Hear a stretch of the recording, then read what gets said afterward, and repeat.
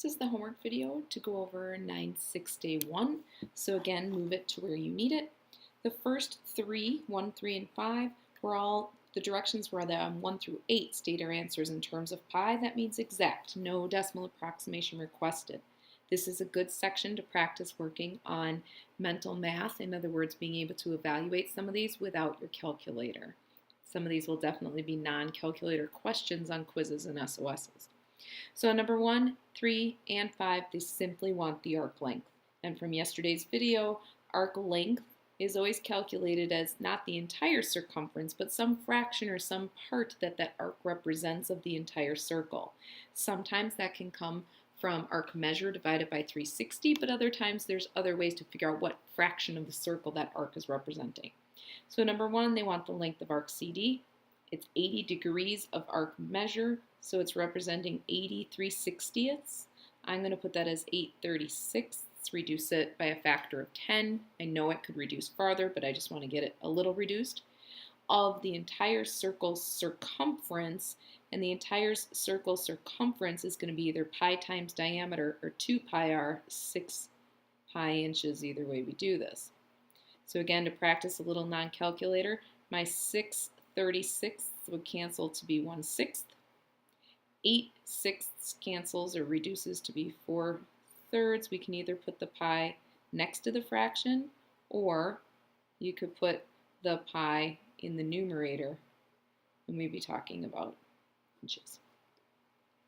Number 3, same idea, except this time they want the major arc. We don't have the major arcs measure, we have the minor arcs measure. Therefore, a little subtraction from 360 degrees to get our major arcs measure, and we know they wanted that by their notation.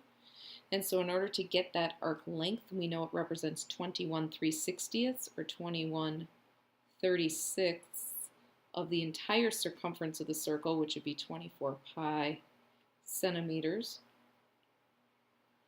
And again, doing a little canceling and a little bit of reducing work to work on this non-calc. 24 and 36 have a common factor of 12, so 2/3. 21 divided by 3 is 7, so we have 14 pi centimeters for the length of that arc. On number 5, they gave us radius. They want the arc length for RT. First, we have to go back and do a little reviewing. We have the inscribed angle of 30 degrees. So the arc measure by inscribed angle conjecture is 60 degrees.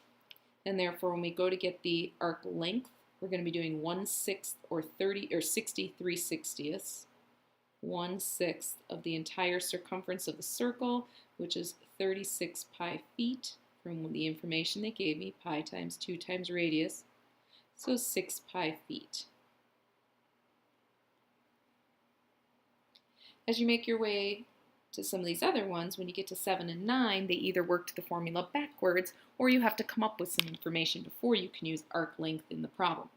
On number 7, they told us arc length, so what we need to figure out is what fraction of what circle so that we can get our diameter in there as a variable.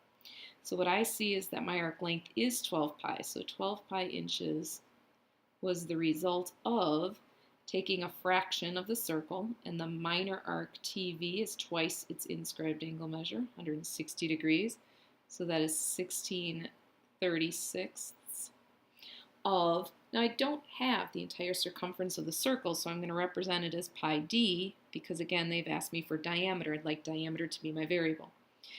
A little reducing would really go a long way on this side. The side's 4/9, especially if I'm doing this with mental math for good non-calculator practice. 12 pi inches. I want to get diameter alone, so I'm going to multiply both sides by 9/4. Actually, first, I'm going to divide both sides by pi. Because I'm dividing both sides by pi, I will have my pi value gone from both sides, and it decomplicates things a little bit. So I still have 4/9 d. I'm going to come through, multiply both sides by 9/4. Again, try this non-calc for a little. You will get faster at your mental math if you force yourself to use it. On the left-hand side, 12 divides by 4 is 3, times 9 is 27, and we're in inches. Number 9, the go-kart problem, a picture would go a long way. So in the picture, they talk about two 100-meter straightaways and semicircular ends with diameters of 40 meters or radius of 20 meters. So really, when I go to get the distance around the go-kart track, I have to do two 100 meters, and then I have to do an entire circle. And that will really account for all the distances around this track. So when they do tell me that they want my answer to the nearest meter per minute, they're telling me to round, and they're telling me my answer has to have meters in the numerator, minutes in the denominator. The only information they tell me is it completes 4 laps in 6 minutes. 4 laps I can probably turn into distance in meters compared to 6 minutes, and I want my distance in the numerator so that meters will come out in the numerator, and I want my minutes in the denominator. So 4 laps is going to be 4 sets of what I see going on here. So 4 sets of 200 meters and 40 pi meters, all divided by 6 minutes.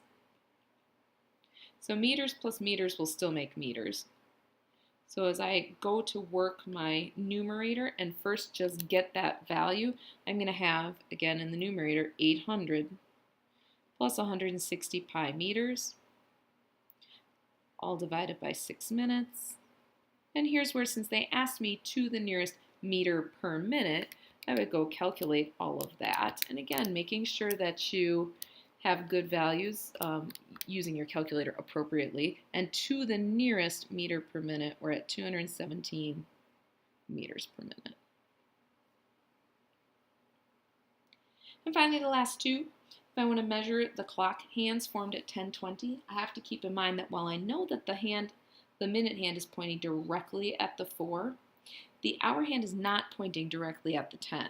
So what I need to think about first of all is how many degrees between each hour on the clock, or each number on the clock. So there are 12 values on a clock, so 360 divided 12 equal ways. There is 30 degrees of arc measure between each of the numbers on the clock. So if this was simply from the 10 to the 4, this would be 180 degrees, but it isn't. Between the 10 and the 11, we've already gone 20 minutes into the hour, so we've already traveled, this hour hand, it's already traveled a third of the distance between the 10 and the 11. So a third of this would mean that it's already traveled 10 degrees from where it would have been on the 10.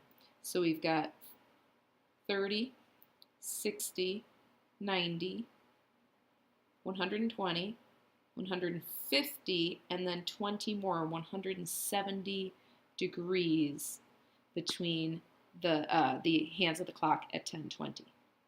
And finally, number 24 goes back to some of your secant tangent relationships. So the shortcut in number 24 would be to recognize that what they have in the picture here is a secant, and they have a tangent meeting. And the shortcut relationship to find the angle formed is to take half the difference of the two arcs that it intercepts. So that angle's intercepting this arc, and the 168.